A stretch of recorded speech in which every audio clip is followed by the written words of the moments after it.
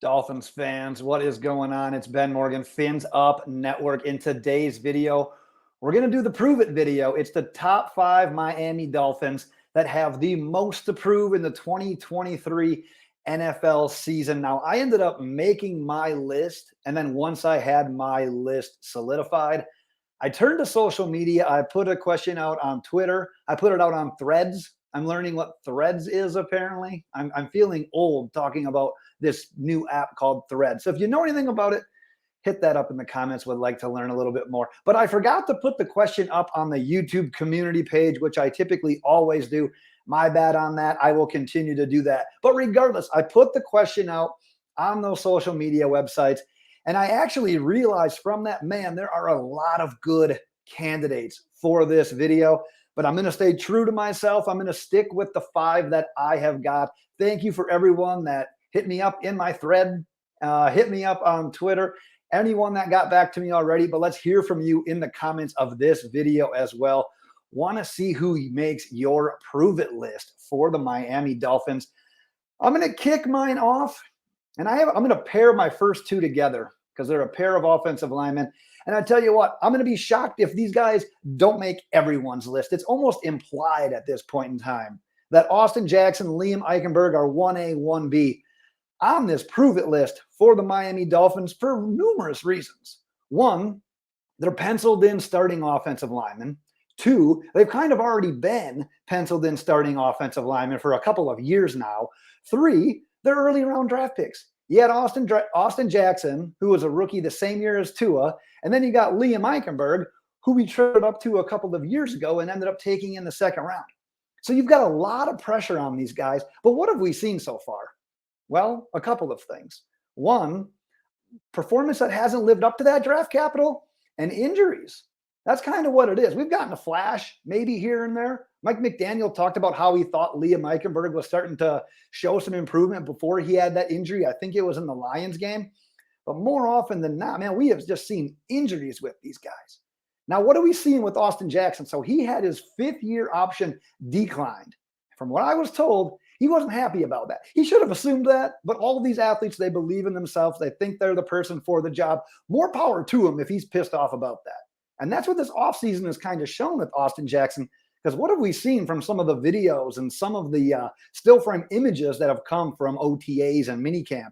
Well, it's Austin Jackson appearing to be, at least appearing to be, in the best shape of his NFL career. So hopefully that bodes well, because what? He appeared in 2 games last year and got hurt in both of them.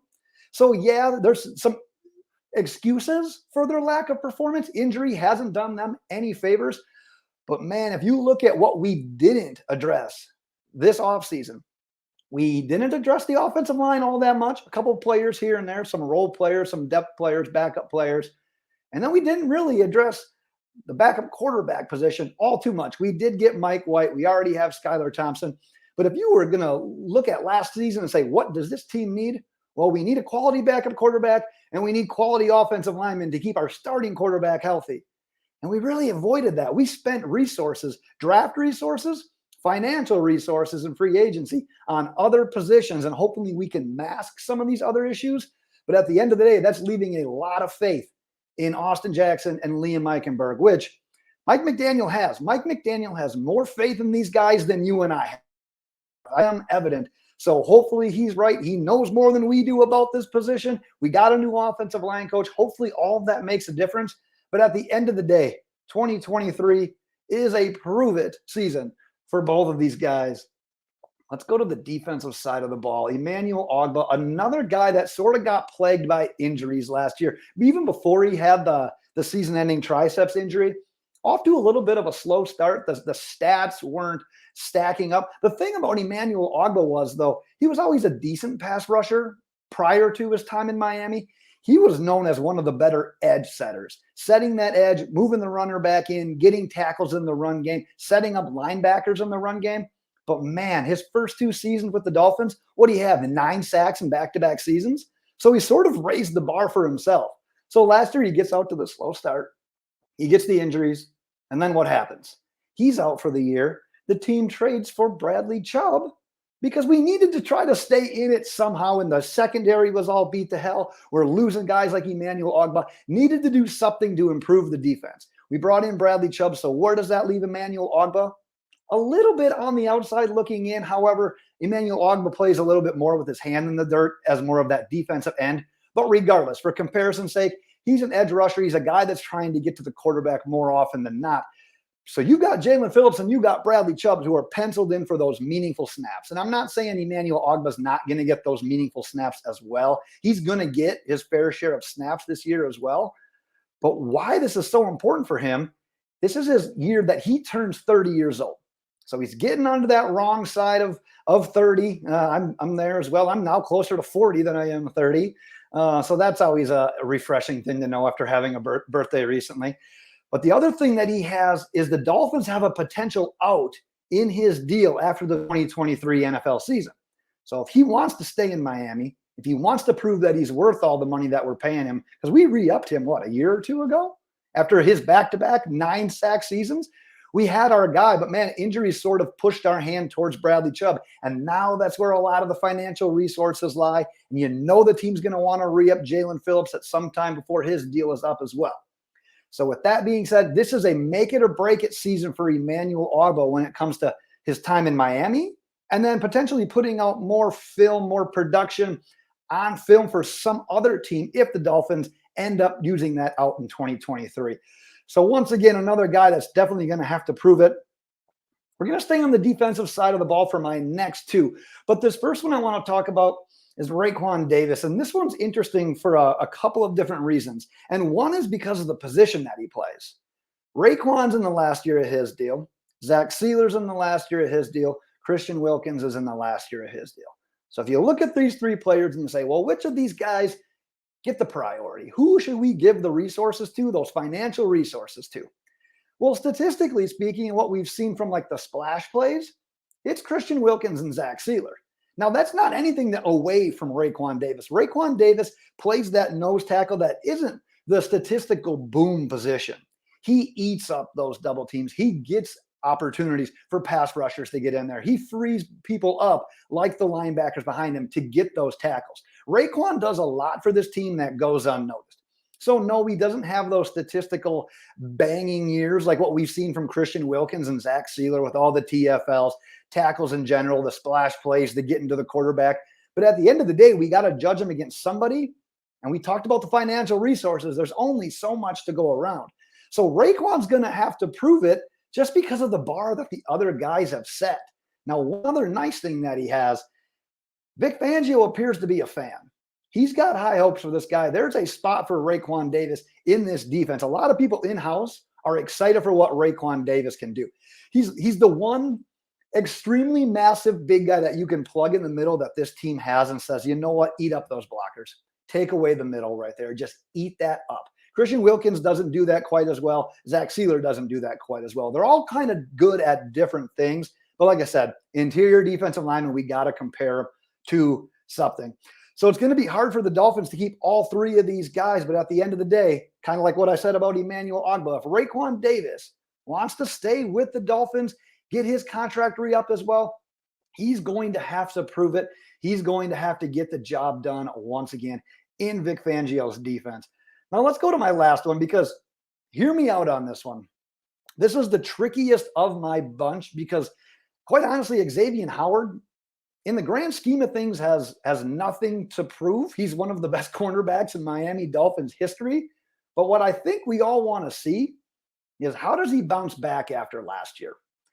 The funny thing is, last year he made the Pro Bowl. But you could say that's also based on his name, reputation, all that good stuff. Because you could ask Xavien Howard about his performance last year, and he would say, you know what? It wasn't my best year.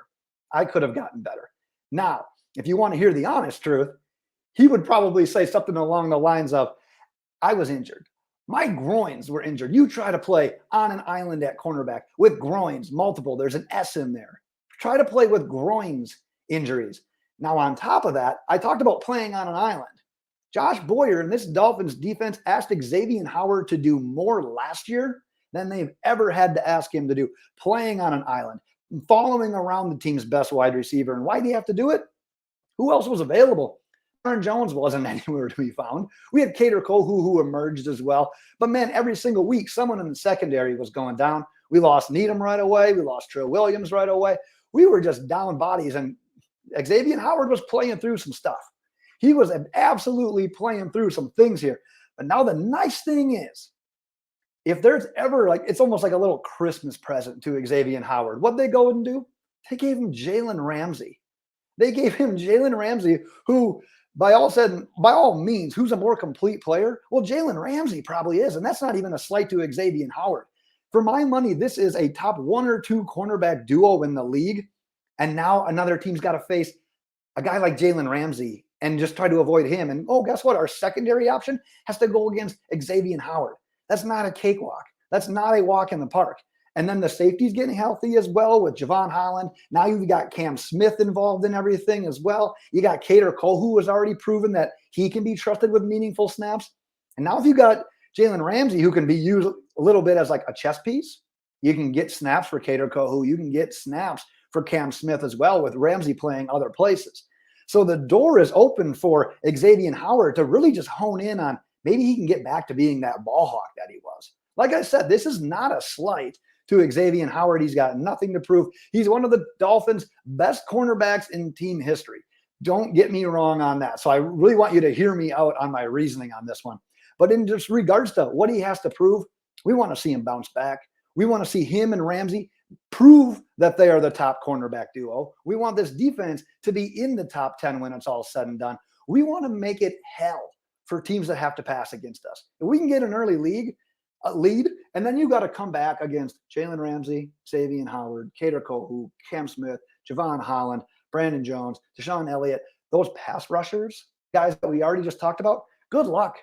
You are set up for success if these guys stay healthy and if Xavien Howard bounces back. So that's why he made my list. But like I said, I do want to hear your list as well. Drop your nominations in the comments. We'll carry on the conversation there. Going to be ramping up the videos here. I am going to try to, don't hold me to, I'm going to try my damnedest to get a positional preview training camp battle, positional preview video essentially. For every position leading up to Miami Dolphins training camp, we'll talk about some of those battles for those roster spots that we're going to be seeing in training camp later this month. But that is what I've got for today, Miami Dolphins fans. And until next time, fins up.